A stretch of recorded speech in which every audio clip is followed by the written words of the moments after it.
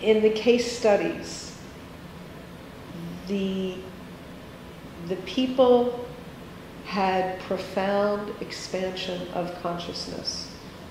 They saw the aspects of their life that was out of balance, or that they were in fear about, or that they had repressed and didn't understand was there.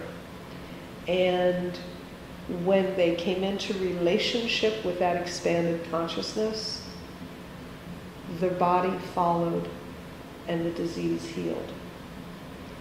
If we work with the premise that consciousness is primary, and consciousness is everything that we think, feel, see, believe, act, and react to, some that we are aware of, often much that we are not. That when we talk about consciousness, we have to talk about unconsciousness, that vast territory of inner material that we dislike about ourselves, that we disown about ourselves, that we push away. These can either be things that are very wonderful about who we are. It may contain our greatest capacity and gift in the world, or it may be the things that we're horribly shamed about and embarrassed about and don't ever want anybody to know. But this becomes the territory of what Jung called the unconscious. And so this unconscious material is always trying to heal. As humans, it is our prime directive to heal at every level.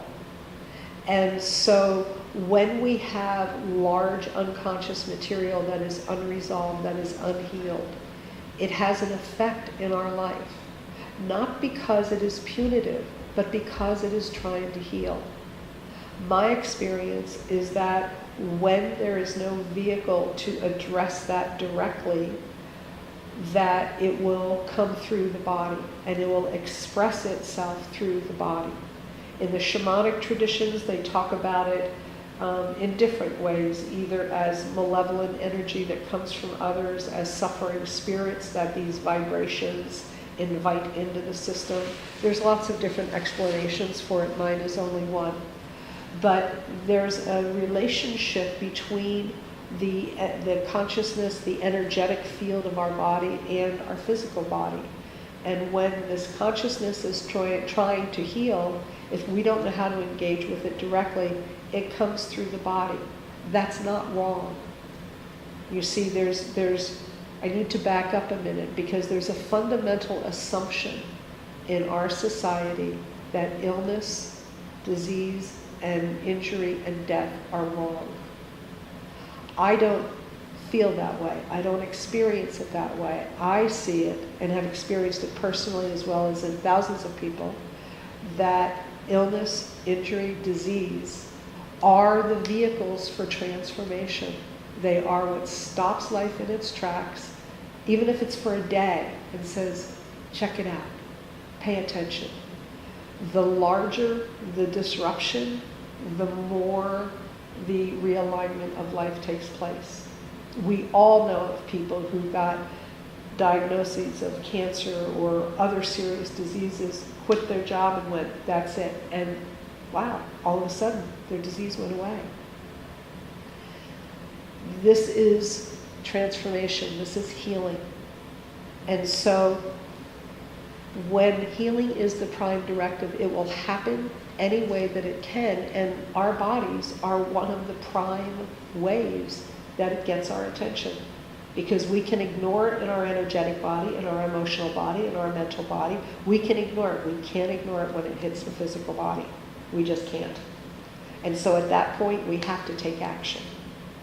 And so I think if that we can begin to engage with consciousness and look at that, then then the body doesn't have to do so much hard work. Because it's a lot of work for the body to have a disease and to live through it and to heal through it. Saying all of that, the ultimate expansion of consciousness is death. And the body will be utilized as the vehicle to make that happen. And so the next level of rejection in this society is that we reject death. And so people are terrified of it. They don't know how to engage with it. They don't know how to approach it. You know, religions create a certain context, but sometimes there's fear of the afterlife. Am I going to go to heaven or am I going to go to hell? You know, without realizing you're either living in heaven or hell now. You don't have to wait till you die to find out. And so these are all tied together. You know, the expansion of consciousness is what we are here to do. That's my experience. Others may have a different experience, but that's mine.